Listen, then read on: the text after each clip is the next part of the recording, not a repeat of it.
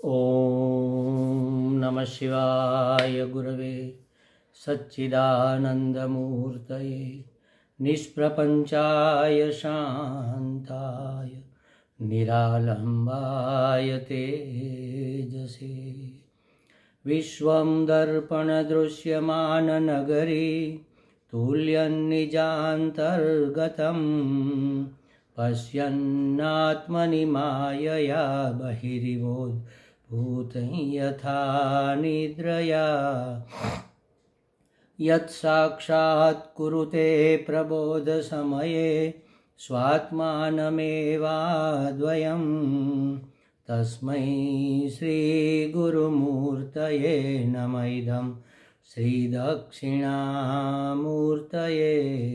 जन्माद्यस्य यतोऽन्वयादितरतश्चार्थे स्वभिघ्नस्वराट् तेने ब्रह्महृदाय आदिकवये मुह्यन्ति यत्सूरयः तेजो वारिमृदां यथा विनिमयो यत्र त्रिसर्गो मृषा धाम्ना स्वेन सदा निरस्तकुहकं सत्यं परं धीमहि सत्यं परं धीमहि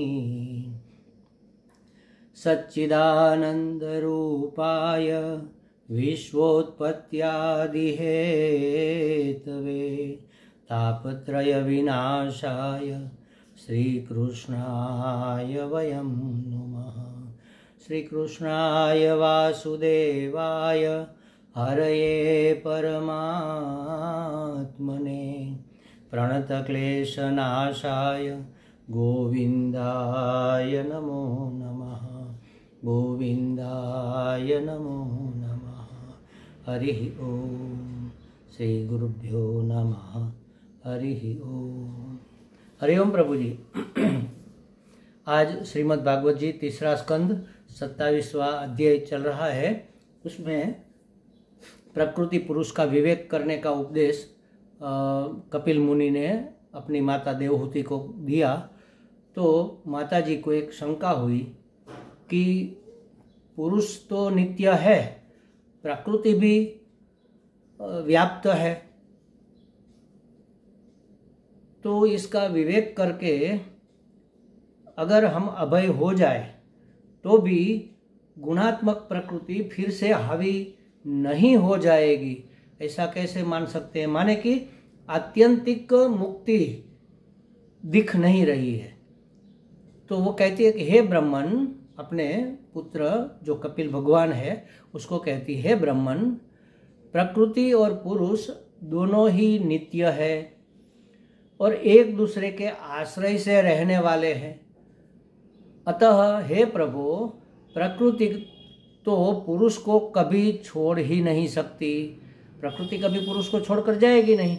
अतः जिन सत्वादी गुणों के आश्रय से, माने प्रकृति के सत्वादी गुणों के आश्रय से उसका आधार लेकर उसका उपयोग करके अकर्ता पुरुष को यह कर्म बंधन प्राप्त हुआ है, उसके कारण, गुणों के कारण, प्रकृति के उन गुणों के रहते हुए उसे कैवल्य पद कैसे प्राप्त हो सकता है? जब तक प्रकृति में यह सब तीनों गुण है तब तक पुरुष को बंधन रहेगा, वो कैसे मुक्त हो सकता है? और आगे पूछती है कि क्वचित तत्त्वावमर्शेन निवृत्तं भयमुल्बणम् अनिवृत्तनिमित्तत्वात् पुनः प्रत्यवतिष्ठते। और मान भी ले कि यदि तत्वों का विचार करने से कभी यह संसार बंधन का तीव्र माने असह्य भय निवृत्त हो भी जाए, मान लो कि विवेक किया और संसार बंधन का भय निवृत्त हो गया, तो भी उस बंधन के निमित्त भूत प्राकृत गुणों का अभाव न होने से, प्रकृति के सत्व रजस तमस ये निमित्त है बंधन के, तो बंधन के निमित्त भूत प्रकृति के उन गुणों का अभाव न होने से वह बंधन, वह भय फिर से उपस्थित हो सकता है। बहुत सुंदर संशय किया है कि प्रकृति के 3 गुण तो सदा बने रहेंगे अगर हम विवेक और विचार के द्वारा इस भय से निवृत्त हो भी जाए तो भी बंधन का जो निमित्त है वह जब तक निमित्त रहेगा तब तक कार्य बनेगा। ये बंधन का निमित्त प्राकृतिक 3 गुण है। जब तक इन गुणों का विद्यमान होना अस्तित्व रहेगा तब तक फिर से बंधन का भय उपस्थित हो सकता है। तो यह विवेक करके कि हम असंग है, ऐसा विवेक कर ले, हम असंग है, हम दृष्टा है, दृश्य नहीं है, साक्षी है, जो घटना घट रही है उसके हम साक्षी है। एक बार प्रकृति से ऐसा विवेक करके पृथक हो भी जाए, समझ लो हम प्रकृति नहीं है, न तो प्रकृति के गुणों का परिणाम है, ऐसा विवेक करके प्रकृति से पृथक हम हो जाए, किंतु त्रिगुणमयी प्रकृति बनी रहेगी। प्रकृति तो रहेगी, हम विमुख हो गए लेकिन प्रकृति तो रहेगी। तो फिर क्या कभी प्रकृति के गुणों से नहीं फिर से मिल जाएंगे? क्योंकि अनिवृत्त निमित्तत्वात् पुनः प्रत्यवतिष्ठते। जब निमित्त बना रहेगा तो फिर पुरुष फंस ही जाएगा उनके गुणों में। तब भगवान इसका उत्तर देते हुए, उस संशय का निवारण करते हुए भगवान कपिल भगवान कहते हैं, अनिमित्त निमित्तेन स्वधर्मेणामलात्मना तीव्रया मयि भक्त्या च श्रुतसंभृतया चिरं ज्ञानेन द्रष्टतत्त्वेन वैराग्येण बलीयसा तपोयुक्तेन योगेन तीव्रेणात्मसमाधिना प्रकृतिः पुरुषस्येह दह्यमाना त्वहर्निशं तिरो भवित्रिशनकैः अग्नेयोर्निरिवारणिः। क्या कहा कि जिस प्रकार अग्नि का उत्पत्ति स्थान अरणि मंथन करके यज्ञ के लिए अग्नि उत्पन्न किया जाता है। अरणि मंथन माने क्या होता है कि एक लकड़े का टुकड़ा जिसमें गोल खड्डा है, ऐसे 2 टुकड़े होते हैं, एक नीचे रखते हैं, एक ऊपर रखते हैं, बीच में एक डंडा रखते हैं। उस डंडे को डोरी से जोर जोर से घुमाते हैं तो ऊपर नीचे घर्षण होता है। ऊपर से एक आदमी दबाता है तो नीचे घर्षण होने के कारण वहाँ अग्नि की चिंगारियाँ उत्पन्न होती है। उसको रुई में लेकर फिर यज्ञ कुंड में डालकर हवा देकर उसको प्रज्वलित किया जाता है। तो कहा कि जिस प्रकार अग्नि का उत्पत्ति स्थान अरणि अपने से ही उत्पन्न अग्नि से जलकर भस्म हो जाती है, अगर उसको घुमाते ही रहे, समझो वहाँ से अग्नि नहीं निकाल लिया तो अरणि तो लकड़े की है, तो वह स्वयं भस्म हो जाती है। ये भी उदाहरण देते हैं कि जैसे स्मशान में किसी मुर्दे को जलाने के लिए जाते हैं तो जलाने वाला जो होता है मृत व्यक्ति का पुत्र, वह एक डंडा लेकर उसको हिलाता रहता है, थोड़ा आगे पीछे करता रहता है ताकि अग्नि ठीक से प्रज्वलित होता रहे।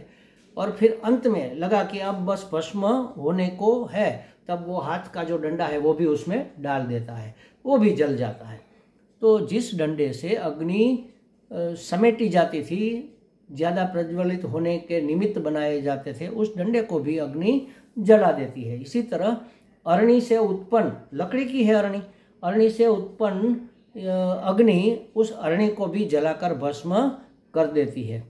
धीरे धीरे नीचे जलती जाती है, फिर उसको निकम्मा कर देती है। उसी प्रकार निष्काम भाव से किए हुए स्वधर्म पालन द्वारा, ये 2 शब्द इसमें बहुत महत्वपूर्ण है, निष्काम भाव से और स्वधर्म पालन।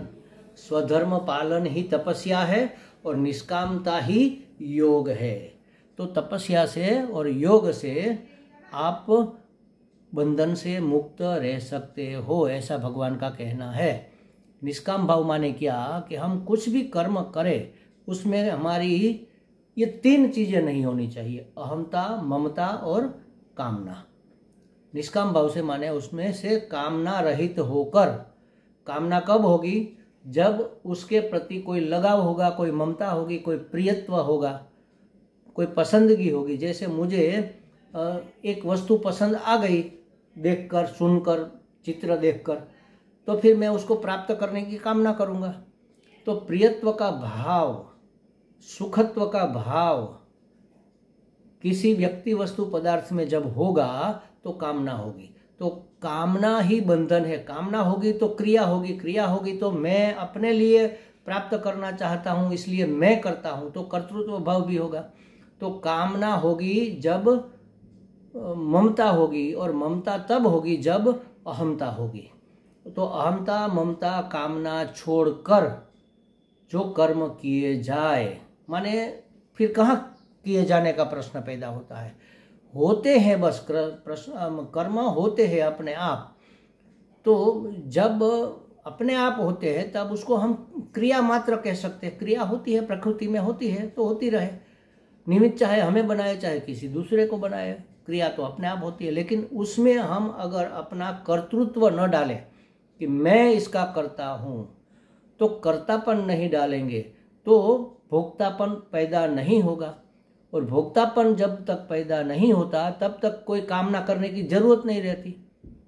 जब मुझे कुछ भोग करना है, कुछ वस्तु चाहिए भोगने के लिए, इंद्रियों का कोई भी विषय देखने के लिए सुंदर दृश्य चाहिए, सुनने के लिए मधुर संगीत चाहिए, रसना के लिए मधुर स्वाद चाहिए, तो मेरे अंदर एक कामना पैदा होगी कि ये मुझे मिलना चाहिए, जिससे मुझे इस प्रकार का आनंद प्राप्त हो सके। तो जब कर्तृत्व नहीं रहेगा तो भोक्तृत्व नहीं रहेगा, भोक्तृत्व नहीं रहेगा तो फिर कामना पैदा होने का सवाल ही पैदा नहीं होता। तो अहमता, ममता, कामना छोड़कर जब कोई कर्म किया जाता है, माने क्रिया होने दी जाती है, कर्म होने दिया जाता है, उसमें हम अपना कोई इंटरफियर नहीं करते, तब वह बंधन का कारण नहीं बनता, ऐसा कहते हैं। देखो, और वह कर्म क्यों करना है? स्वधर्म पालन के लिए। हम तो नहीं करेंगे, बस करना ही नहीं है, ऐसा भी नहीं चलेगा। क्योंकि भगवान ने कहा कि कोई व्यक्ति कर्म किए बिना क्षण भर भी नहीं रह सकता, क्योंकि ये कुदरत का नियम है। हम कुछ नहीं करेंगे, सांस तो लेंगे, बैठ जाएंगे तो बैठना भी तो एक कर्म है, लेट जाएंगे लेटना भी कर्म है, सो जाएंगे सोना भी कर्म है। बिना कर्म के रह नहीं सकते। लेकिन उसमें अगर हमारा कोई कर्तृत्व, भोक्तृत्व नहीं है और कोई उसके पीछे कोई कामना नहीं है किसी प्राप्ति की, तो वह कर्म क्रिया मात्र रह जाएगा, बंधन कारक नहीं होगा। तो कहा कि निष्काम भाव से किए हुए स्वधर्म पालन के लिए, जैसे आप गृहस्थी है तो गृहस्थी का धर्म निभाओ, लेकिन मैं करता हूँ, मैं इस घर का बुजुर्ग हूँ, मैं ना होता तो इस घर का क्या होता, मैंने संभाल कर रखा है, मैंने इसका पालन पोषण किया है, यह अहंकार हमें नहीं करना है। कुछ भी करते वक्त अपने स्वधर्म का, जिस आश्रम और वर्ण में हम हैं, जैसे ब्रह्मचर्य आश्रम में है तो विद्या अध्ययन हमारा स्वधर्म है, गृहस्थाश्रम है तो गृहस्थ के जो धर्म है वह हमारा धर्म है, पंचयज्ञ आदि, आतिथ्य सत्कार और सामाजिक हेतु के लिए दान धर्म और परोपकार के कार्य, सेवा के कार्य, ये हमारा धर्म है। और वानप्रस्थी है तो तपश्चर्या और भक्ति, भगवान की आराधना करना और तप करना, ये हमारा धर्म है। सन्यासी है तो ज्ञान प्राप्ति के द्वारा परमात्मा को प्राप्त हो जाना, यह उसका धर्म है। परोपकार, करुणा, दया, ये उसके धर्म है। ज्ञान को बांटना, ज्ञान को प्राप्त करना और ज्ञान को बांटना, ये सन्यासी के धर्म है। तो निष्काम भाव से यह सब कर्म करते हुए कोई कामना नहीं होनी चाहिए। जैसे हम सन्यासी है और ये ज्ञान प्रदान करने का कार्य कर रहे हैं, फिर अहंकार करेंगे कि चलो हमने कितनों के ऊपर उपकार कर दिया, उसको सत तत्व का उपदेश दे दिया, अब उसको जीवन मुक्ति हो जाएगी। या तो हम बहुत बड़े विद्वान हैं, देखो हमने कैसा कैसा अर्थघटन कर दिया, या तो हमारे इतने शिष्य हो गए, इतने फॉलोअर्स हो गए। ये सब अहंकार अगर नहीं है, अहंकार को त्याग कर स्वधर्म का हम पालन करेंगे तो इसके द्वारा क्या होगा? कोई बंधन नहीं होगा, कोई फल नहीं भोगना पड़ेगा, लेकिन अंतःकरण की शुद्धि होगी। अंतःकरण शुद्धि होने से बहुत समय तक भगवत कथा श्रवण द्वारा पुष्ट की हुई मुझ परमात्मा की तीव्र भक्ति से शुद्ध अंतःकरण हो गया। अब परमात्मा के प्रति प्रेम जागृत करने के लिए भगवत कथा सुनी, सत्संग किया, तो श्रवण के द्वारा परमात्मा के प्रति हमारा तीव्र भक्ति योग हो गया, माने परम प्रेम हो गया। तो तब तत्व साक्षात्कार कराने वाले ज्ञान से, प्रबल वैराग्य से, व्रत नियम आदि सहित किए हुए ध्यानाभ्यास से और चित्त की प्रगाढ़ एकाग्रता से पुरुष की प्रकृति दिन रात क्षीण होती हुई धीरे धीरे धीरे धीरे विलीन हो जाएगी। देखो, इतने काम करने हैं। एक तो निष्काम भाव से स्वधर्म का पालन करना है, और फिर भगवत कथा श्रवण करना है। भगवत कथा श्रवण करके भक्ति को पुष्ट करना है, भक्ति को तीव्र करना है। तीव्र माने नित्य निरंतर हम भगवतमय बने रहे, तत्व साक्षात्कार कराने वाला ज्ञान प्राप्त करना है, और प्रबल वैराग्य धारण करना है। किसी वस्तु का प्रलोभन नहीं होना चाहिए। व्रत नियम आदि का पालन करना है। चलो आज थोड़ा ज्ञान प्राप्त कर लिया, अब थोड़ा आराम कर लेते हैं, 10 दिन बाद फिर करेंगे, ऐसे नहीं, नियम से करना है। कि हर रोज़ सुबह जैसे हम स्नान करते हैं, ब्रश करते हैं, चाय नाश्ता करते हैं, उसी तरह भगवान की भक्ति, भगवान का जो भी हमने व्रत ले रखा है, जैसे अध्ययन करना, अध्यापन कराना, जप करना, ध्यान करना, भगवान की पूजा करना, स्तोत्र का पाठ करना, गीता जी का पाठ करना, ये सब चीज़ें नियम पूर्वक होनी चाहिए। रेगुलर एक ही समय पर एक ही आसन पर बैठकर इसको पालने का प्रयत्न करना चाहिए। इसको कहते हैं व्रत नियम का पालन। व्रत नियम सहित ध्यान का अभ्यास करके चित्त की प्रगाढ़ एकाग्रता हमें करनी है। चित्त एक चित्त के सामने एक ही वस्तु रहे, हमारा परम लक्ष्य परमात्मा प्राप्ति, बस वही हमारे दृष्टि के सामने, हमारे चित्त के सामने, हमारे मन के सामने सतत बना रहे।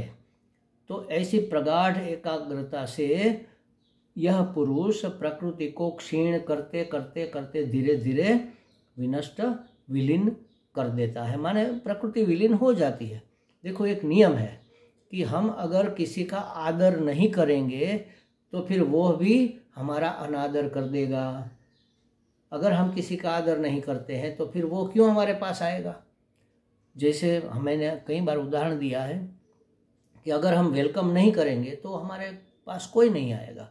तो ऐसी चीज़ों को वेलकम नहीं करना है। हमारे गुरुजी कहते हैं कि इन अयोग्य वस्तुओं को, हमारे परम लक्ष्य की प्राप्ति में जो सहायक नहीं है, बाधक है, उसको चाय पानी नहीं पिलाना है, माने कि उसका वेलकम नहीं करना है। जैसे मैं उदाहरण देता हूँ कई बार कि समझो कि मैं आपके यहाँ आया, आपके घर के पास से निकल रहा था, हमने देखा कि चलो अरे ये तो हमारे फला फला साधक का घर है, चलो उसको ज़रा मिल लेते हैं। देखा कि बाहर से ही गेट से ही देखा आपका दरवाज़ा खुला है और आप झूले पर बैठकर न्यूज़पेपर पढ़ रहे हैं। तो हमने हरिओम करके अंदर प्रवेश किया। आपने एक नज़र उठाकर देखा, हरिओम बोलकर फिर अपना न्यूज़पेपर पढ़ने में लग गए। हम सामने बैठ गए एक कुर्सी खींचकर और हम बातें करने लगे। आपने आंख उठाकर हमारी ओर देखा ही नहीं और हाँ करके जवाब देते रहे और पेपर पढ़ते रहे। अब एक बात, दूसरी बात, तीसरी बात, 5 मिनट, 10 मिनट, लेकिन आप आंख उठाकर हमें देखते ही नहीं। तो हम समझते कि चलो कोई टेंशन में होंगे या तो कोई महत्व की बात, महत्व के समाचार पढ़ रहे होंगे। फिर कभी तो हम हरिओम करके उठकर निकल गए। दूसरी बार यही संजोग हुआ, हमारे वहाँ से निकलना हुआ। हमने सोचा चलो उस टाइम तो ये थोड़े टेंशन में होंगे, शायद बिजनेस का टेंशन, लोगों को कई प्रकार के टेंशन होते हैं, घर के झगड़े, सब कुछ होता है, इसलिए शायद वह नाराज होंगे या तो विक्षिप्त होंगे। इस बार देखा तो आप बैठे हैं बरामदे में, अपनी मोटरसाइकिल को कपड़े से साफ कर रहे हैं, पोंछ रहे। हमने हरिओम करके वहाँ आ गए, हम खड़े रहे, बातें करने लगे। आप तो बस अपना काम करते हूँ हाँ करते रहे, आँख उठाकर देखा भी नहीं, न तो हमसे कोई बातचीत की, न तो अपना काम रोका, न तो हमें वेलकम किया कि भाई महाराज जी बैठिए, कैसे आना हुआ, न तो कुछ पूछा, तो फिर क्या हम तीसरी बार आपके घर आएंगे? नहीं आएंगे। जब हमें आदर नहीं मिलता, माने कि सामने वाले को पसंद है ऐसा जब तक हमें पता नहीं चलता तब तक हम नहीं जाते। अगर सामने वाले को पसंद नहीं है ऐसा हमें लगेगा तो हम नहीं जाएंगे। तो यहाँ पर भी ऐसा करने से प्रकृति का वेलकम नहीं होगा, प्रकृति को आदर नहीं मिलेगा। व्रत नियम का पालन करने से, वैराग्य से और तत्व साक्षात्कार कराने वाले ज्ञान से हम प्रकृति का निरादर करते हैं, तो उसको आदर नहीं मिलता तो धीरे धीरे वह विलीन हो जाती है। एक बार एक साधक ने हमें पूछा था कि महाराज जी, हमारे जो परिचय में कुछ लोग हैं वो बिल्कुल ठीक सज्जन नहीं है, बुरी बुरी बातें करते हैं और हमारे घर आते जाते रहते हैं, हमें भी अपने घर बुलाते हैं, प्रसंग में भी कोई उत्सव है तो वहाँ पर भी हमें पकड़ लेते हैं और हमसे बतियाने लगते हैं, क्या करें? तो हमने कहा कि भाई हम अपनी ओर से उसका संपर्क करना बंद कर दें। दूसरी बात, उसकी बातों को तवज्जो देना, उसके प्रति ध्यान देना छोड़ दे। वो बात करता है, करता रहे, हम अपना काम करें। एक महात्मा थे यहाँ पर गुजरात में ही, कोई अगर उसको मिलने आता तो वो बैठे, समझो अपनी खटिया पर या अपने आसन पर बैठे हैं और एक चादर, विंटर का समय था, ठंडी का, तो चादर ओढ़ कर बैठे हैं। तो वो आकर बातें करने लगा। पहले तो आया तो कहा कि आओ भाई आओ, पधारो पधारो, बैठो, कैसे आना हुआ, ये सब पूछा।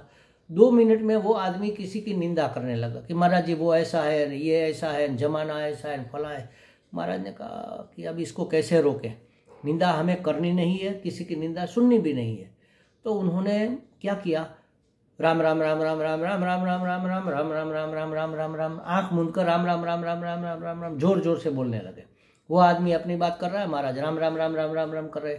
उसने सोचा कि महाराज तो भक्ति में लीन हो गए, चलो फिर कभी। वो चला गया। दूसरी बार वही प्रसंग हुआ, वो आया, महाराज ने आगता स्वागता की, बिठाया, पानी वानी पिलाया।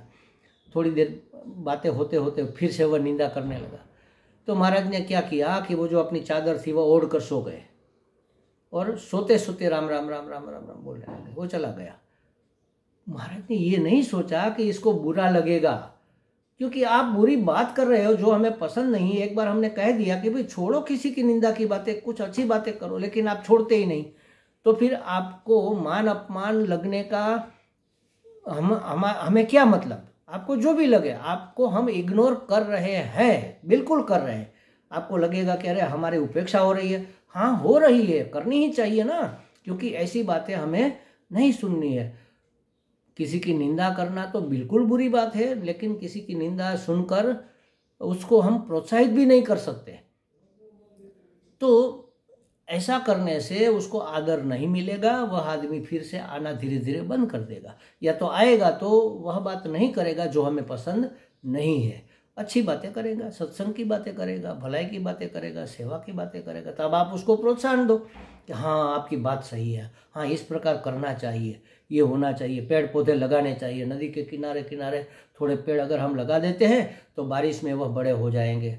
ऐसी अगर कोई बात है, प्रकृति की सेवा की, समाज की सेवा की, भगवान की भक्ति की, प्राणियों की सेवा की, तो उसमें उसको सपोर्ट करो। तो कहते हैं कि जब हम इस तरह से प्रकृति को इग्नोर करेंगे तो धीरे धीरे क्षीण होती हुई वह विलीन हो जाएगी। नहीं प्रकृति संबंध मात्रम बंध हेतु, वास्तव में मात्र प्रकृति के साथ संबंध ही बंधन का कारण नहीं है। प्रकृति से हमारा संबंध हो रहा है, हमारा मिलन हो रहा है, यही कारण नहीं है हमारे बंधन का, किंतु गुण बुद्धिया तदा शक्ति ही, उस सात्वादी गुण बुद्धि से प्रकृति के कार्य रूप देह गेहादि में आसक्ति हो जाती है। उसमें गुण बुद्धि हुई, दुर्गुण बुद्धि नहीं हुई, माने उसमें सत्यत्व बुद्धि हुई, उसमें से सुख बुद्धि हुई। अच्छा ऐसा करने से हमें बड़ा मजा आएगा, तब बंधन होता है।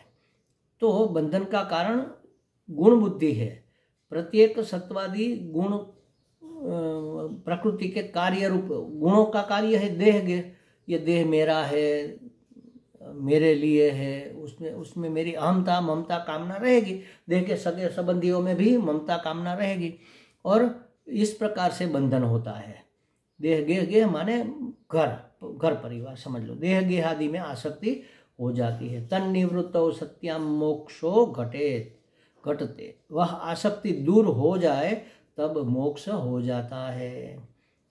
तो कहा कि किसी समय साधन दोष के कारण संसार भय होता है, ऐसा स्वीकार करके श्रेष्ठ साधनों को बताकर 3 श्लोक के द्वारा अब संसार भय का प्रसंग निरूपण करते हुए महात्मा आगे की बात सुनाते हैं, जिसको हम कल करेंगे। ओम पूर्णमदः पूर्णमिदं पूर्णात् पूर्णमुदच्यते पूर्णस्य पूर्णमादाय पूर्णमेवावशिष्यते। ओम शांति शांति शांति। हरि ओम। श्री गुरुभ्यो नमः। हरि ओम।